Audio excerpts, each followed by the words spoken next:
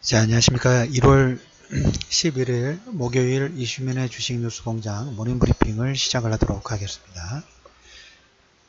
어제 해외 시장부터 바로 정리를 하도록 하겠습니다. 다우지수가 신고가 파동 부분들이 이어지고 있었죠, 최근에. 그러면서 이제 일부 소폭, 큰 폭은 아닙니다만 소폭. 다우지수는 마이너스 0.07, 나스닥도 0.14, 특히 나스닥 같은 경우에는 필라델피아 반도체 지수가 1% 이상 하락 부분들이 나오면서 어제 SK하이닉스 마이너스 5% 급락의 연장선상에 있다고 보시면 될 것 같아요. 마이너스 5% 정도의 급락이 나왔던 부분이 필라델피아 반도체도 1% 하락의 연장선 부분들이 좀 진행이 되고 있고, 우리가 이제 일단 라운지 밴드 폭 부분들에서 유가는 한 65 정도 오버슈팅 부분이 나와도 1차적으로는 괜찮지만 그 추세를 70달러 넘어가는 것은 좀 아니다 라는 코멘트를 좀 드렸어요. 그래서 맥스로 저도 65에서 70 정도 오버슈팅 나오고 다시 65 이하 정도 60에서 한 55에서 65 정도 움직이는 폭 정도면 양호한데, 뭐 70달러 넘어가는 것은 물론 수혜주하고 비수혜주들이 분명히 나눠지긴 하겠지만은 1차적으로는 경고 신호가 될 수 있다. 70달러 넘는 것은 그래도 65 정도 밑에까지 정도만. 아무래도 유가가 지금 2014년대 12월 이후에 최고치를 돌파를 했습니다. 장중에 WTI 기준으로 지금 63달러, 63.57, 브렌트유는 지금 70달러를 넘지 못하고 69.32 정도 움직이고 있어요. 요건들을 보면 지금 우리 국내 같은 경우도 지금 남부지방에는 폭설이 내렸고 서울에도 지금 한파주의보가 있죠. 미국도 한파가 상당히 이제 큰 한파예요. 뭐 체감온도가 마이너스 60도, 70도 라는 얘기가 있던데, 이런 이상 한파 부분들로 인해서 미국 소비량이 전년 동월 대비 거의 한 4% 가까운 증가 부분들이 진행이 됐고, 여기에 이제 12월 말부터 이란 반정부 시위가 지금 진행이 되고 있죠. 여기에 이제 트럼프가 약간 이간질을 계속적으로 하고 있죠. 그래서 기존 개혁층의 이란 자체적으로 보면 내분을 일으키기 위해서 트럼프가 반정부 시위 관련된 부분들에 도와주고, 그거 이제 향후에 이란 핵 협상 관련된 부분들이 시한이 얼마 남지 않았습니다. 그런 걸로 인한 또 불안 심리로 오펙의 전체 생산량이 한 10%를 차지하기 때문에 이란발 공급 차질 우려, 그리고 최근에 이제 12월 말부터 북해 지역 파이프라인이라든지 리비아 쪽에서 일부 파이프라인이 폭발하면서 1월달 정도는 다 정상화 좀 될 걸로 예상을 하고 있는데, 이래저래 한파, 그 다음에 이란 불확실성, 그 다음에 파이프라인 중단, 특히 이제 이상 한파 관련된 부분들이 진행되면서 이번 달에 소비 자체가 증가할 수밖에 없겠죠. 그러니까 재고는 당연히 줄을 수밖에 없고, 여기에 유가가 63달러 정도의 상승 부분들이 진행되면서 기본적으로 수요가 점차적으로 좀 늘어나는 부분이 없잖아요. 좀 있어요. 그래서 이건 어떻게 보면 유가가 이렇게 올라간 이유의 근거 부분들을 만들려고 보니까 세 가지 정도 요건 부분들이 생겼다 라는 얘기 좀 드려보도록 하겠습니다. 유럽 증시는 어제 이제 금융주가 상승 주도를 했습니다. 달러화는 조금 약세가 좀 됐고, 그러면서 이제 금값이 조금 최근에 급등이 나왔어요. 금값이 좀 급등 부분들이 좀 나왔습니다.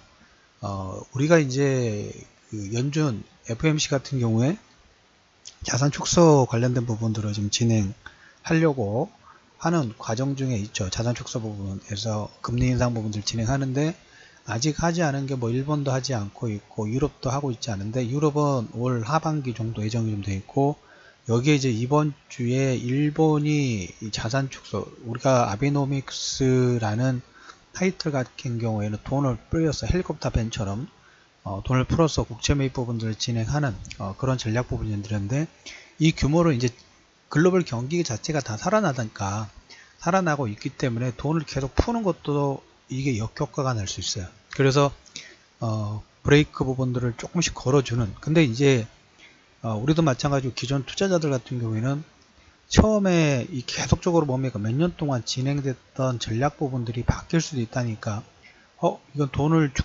유동성을 푸는 게 아니라 돈을 축소하면 이거는 안 되지 않느냐, 뭔가 문제가 있지 않느냐, 이런 불안 심리 부분들을 가지고 있죠.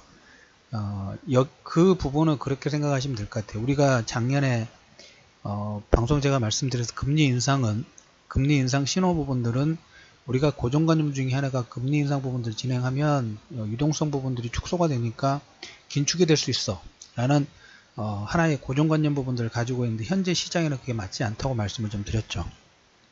그래서 12월달 FOMC에서 금리 인상 부분도 안 하면 더, 이건 안 하는 게 시장의 또 불안 심리 부분들을 자극할 수 있다라는 코멘트를 드렸고, 자산 축소도 마찬가지예요. 할지 안 할지 계속 안 하는, 만약에 자산 축소 부분들을 하지 않고 뭔가 돈을 더 풀어가지고 아베노믹스라든지 유럽 같은 경우에 돈을 풀어서 뭔가를 한다는 것은 시장에서는 그 신호 자체가 경기가 안 좋아지고 있다는 신호를 받아들였어요. 차라리 자산 축소를 해야 돼요. 단지 뭡니까? 하나의 과정이 필요하죠. 줄여야 되는. 이제 거기에 이제 기존 그 소비자, 그저 투자자층에서는 가끔씩 이렇게 화들짝 놀라면서 금값 급등 부분들이 최근 나오지만 위험 신호 경고라기보다는 어떻게 보면 우리가 전기전자 쪽에서 경기 민감주 쪽으로 작년 7월부터 계속적으로 얘기를 드렸는데 바로 바뀌지 않죠. 시간이 걸렸잖아요. 기본 한 4개월, 1분기, 2분기 정도 시간이 걸리면서 색깔이 천천히 체인지가 됐던 것처럼 자산 축소 관련된 부분도 천천히 바뀔 거예요.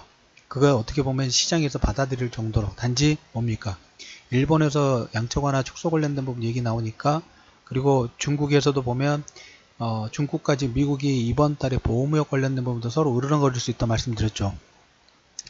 으르렁거릴 수 있으니까 중국이 약간 선빵 날린 거예요. 너 그러면 이제 미국 국채 매입 안 하거나 다른 관점 부분들 축소하거나 이런 거 할 수 있어 라고 하니까 금값이 일부 급등 부분들이 나옵니다. 이오미 셔너라기보다는 일시적인 모멘텀, 일시적으로 반등 부분들이 나오는 거다 라고 보실 수 있을 것 같습니다. 그래서 자산 축소 관련된 부분에서 우리가 그 부분 역시 금리 인상처럼 받아들여야 됩니다. 받아들이고 나쁜 내용이 아니라 시장 자체가 올바르게 바로 가고 있다는 하나의 인덱스 측면으로 보실 필요가 있다는 얘기를 좀 드려보도록 하겠고, 지금 CES에서 여러 가지 얘기가 나오고 있습니다. LG, 소니, 파나소닉, 이건 OLED TV 쪽. 어제 보니까 LG 쪽에서 보니까 롤러블, 두루마리 있죠. 이런 그 디스플레이도 전시를 했는데, 삼성하고는 상당히 상반된 전략이에요. 삼성은 QLED, 그리고 마이크로 LED 관련된 부분하고 LG나 소니나 파나소닉 OLED 쪽, OLED TV 쪽 대면적 부분들을 진행하는 걸로 서로 다른 전략 부분들을 진행하고 있다 말씀 좀 드리고, 현대차 수소전기차 넥소 5분 충전에 600km 빠르면 올해 판매 부분도 가능하지 않을까. 내년부터 지금 얘기를 온 것 같은데, 아무튼 2월달부터 수소차 일부 개량 모델 부분들이 좀 나올 것 같습니다. 보조금 받으면 지금 우리나라에서는 지금 한 5천만원 전후 정도 될 것 같아요. 충전 시설만 되면 거리상으로라든지 그 다음에 효율 부분에서는 매력적이지 않을까. 충전소만 잘 빨리 진행되면 수요 부분도 의외로 이번에 이제 뭐 여담이긴 하십니다. SK가 그 주유소를 개발을 어떻게 하면 좋겠다. 수소차, 전기차 다 동시다발적, 주유도 하고 동시다발적으로 충전할 수 있는 부분하고, 거기에 뭡니까? 어떤 편의점 관련된 부분들까지, 쇼핑 관련된 부분까지 진행될 수 있다면 상당히 좀 괜찮지 않을까 하는 생각도 드네요. 아무튼 핵심 키워드는 전기차도 마찬가지고 수소차도 충전시설 어떻게 하는지, 이게 가장 중요한 부분이다 얘기 좀 드려보도록 하겠고, 올해 FDA 승인, 현재 한 7개 품목의 FDA 승인을 좀 준비를 하고 있다는 얘기를 좀 들어보도록 하겠고, 그리고 이제 마지막으로 오늘 얘기를 드릴 부분은, 오늘 이제 1월 11일 목요일입니다. 옵션 만기죠. 옵션 만기이기 때문에 옵션 만기하고 장중에 이제 우리가 코스닥 지수는 코스피든 코스닥이든 크게 신경 쓰지 않는다고 말씀을 드려요. 현재는 그럴 때가 아니니까 지수보다는 종목, 이런 흐름 부분들 어느 쪽 섹터가 주도주였는가. 기존에 경기 민감주들이 계속적으로 지금 1월 달부터 색깔 부분들 바꾸면서 시장의 주도주군으로 나오고 있는 모습은 여러분들이 아마 체감을 하실 거라고 봅니다. 체감을 하실 걸 보는데, 최근에 이제 코스닥 종목군도 4차 산업혁명위원회라든지 그 다음에 CS 관련된 부분들로 수급이 집중됐던 종목군 기본 한 10에서 한 30%, 40% 이상의 상승 파동 부분들 이끌어냈죠. 자, 여기에 오늘 장 중에 지금 얘기가 나올 걸로 예상을 하는데 모르겠습니다. 일단 오늘 중에 코스닥 활성화 관련된 방안 발표 부분들이 좀 예정이 됩니다. 물론 시장이 어느 정도 그 반영이 된 부분들이 없지 않아 좀 있어요. 근데 이제 세제개혁 관련된 세부 내용들 있죠. 예전에 2000년도 IT 버블이라든지 이쪽 벤처기업 활성화의 어떤 자금의 유입 속도, 가속도 부분들 붙던 것은 이 세제 해편, 세제 쪽이라든지 여러 가지 정책적인 부분들로 자금이 들어올 수 있는 통로를 좀 더 다양하게 만들어주면서 하나의 계기 부분이 됐습니다. 그 부분들이 어떻게 시장에, 코스닥의 시총 상위 종목분들에 영향을 주고 아니면 여기에 맞는 색깔들이 있겠죠. 활성화 부분에서 진행이 됐을 때, 세제 개편 부분들이 됐을 때 수혜를 받는 섹터가 있어요. 여기가 가장 1순위 매매 영역권의 주도주 섹터 부분들의 흐름 부분들을 보일 수 있다는 코멘트를 좀 들으면서 1월 11일 이슈맨의 주식수급공장 모닝브리핑을 마무리하도록 하겠습니다.